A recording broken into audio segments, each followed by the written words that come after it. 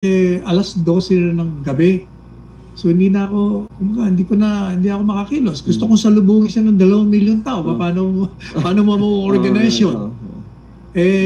Nalaman ko alas 12, darating, aalis siya sa Hong Kong, alas 5 ng umaga, alas 7 na darating. How can you organize that kind of those number? O kaya, ang nangyari doon, nung dumating ako kasi alas 11 ako umalis doon, dumating ako, dumiretso ako sa Villamor. Kasi originally, ang plano nila, na-validate ko, may kausap akong general natin, dating PNP chief.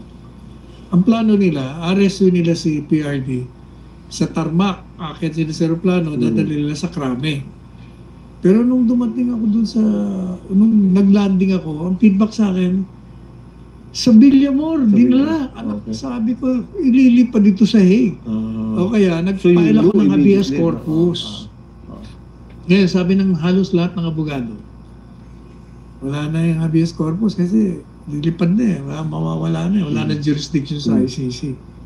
Ang sabi ko, hindi, we're not talking about jurisdiction over the ICC. The jurisdiction of the Supreme Court would be over this government. It committed an illegal act, and therefore it has to correct itself.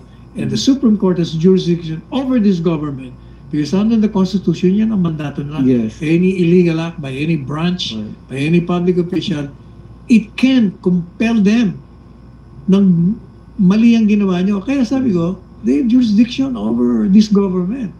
It can compel the government to bring back Duterte. O yan ang istorya. Pero merong ano pa yun, di ba? Sec, merong part doon na they were waiting for a document that precisely will halt them yun yung certiorari. Na may silang tiyaro. Pero mali nga yung certiorari. Kasi pag certiorari, i-schedule mo pa yan.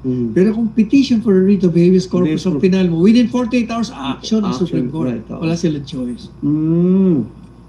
Sayang naman. Hindi nahabol. Hindi nahabol. Well. Pero ganun pa rin, pinail ko pa rin kasi pwede pa naman talagang ipabalik yan.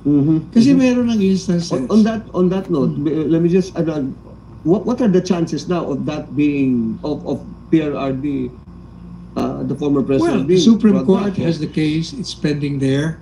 Our Supreme Court, of course, the Supreme Court natin.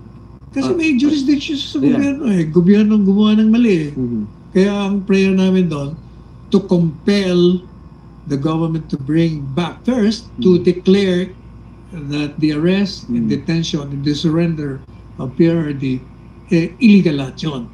And therefore, since illegal, it has to be corrected. How do you correct that? You bring back Duterte here. It can compel the government. Tanda mo si Teves? Yes. Di ba nakakulong siya ngayon? Kademanda. Teves applied for amnesty. East Timor, no? Sa East Timor. Nag-apply siya para kasi ni-extradite, di ba? Ang nag-apply ng extradition, ang gobyerno natin. Kasi nandun siya sa East Timor, nagkataon nandun Kaya sabi ng gobyerno, kailangan namin yan dito kasi may kaso yan. Natalo sila doon. Talo. Yes. A bad private diba? Natalo. Pero bakit nakabalik? Yan ang tanong. Samantalang talo sila ron. Bakit nakabalik? Kasi nga, ang istorya di umano, itong East Timor gustong maging miyembro ng ASEAN. Kailangan nila ng boto ng gobyerno natin. Di ba, pumunta rin si Mel sa ASEAN, nagkita sila ng presidente na doon, presidente natin. Di nag-usap sila. Siguro, yun ang nangyari. Otherwise, how can you explain that? So it's a bargaining chip. Siguro, kaya binalik nila. Kaya sabi ng presidente nila, security to threat ito sa amin. Kaya balik na namin. Yes. So, madalit sabi, kaya pala ang ibalik. Kaya kung gusto. Again, exactly. Kaya yung paraan. Alam mo, yung aking article na 7 series sa Manila Times, sabi ko, if the government wants, they can bring back Duterte. Yun ang title ko. nilabas ko din yung petition for RICO. Ang dami, tin-explain ko kung bakit. You are in close communication with the former president naman, Sec, alam ko, no? And you're very, very good Noon friends. yun. Not now.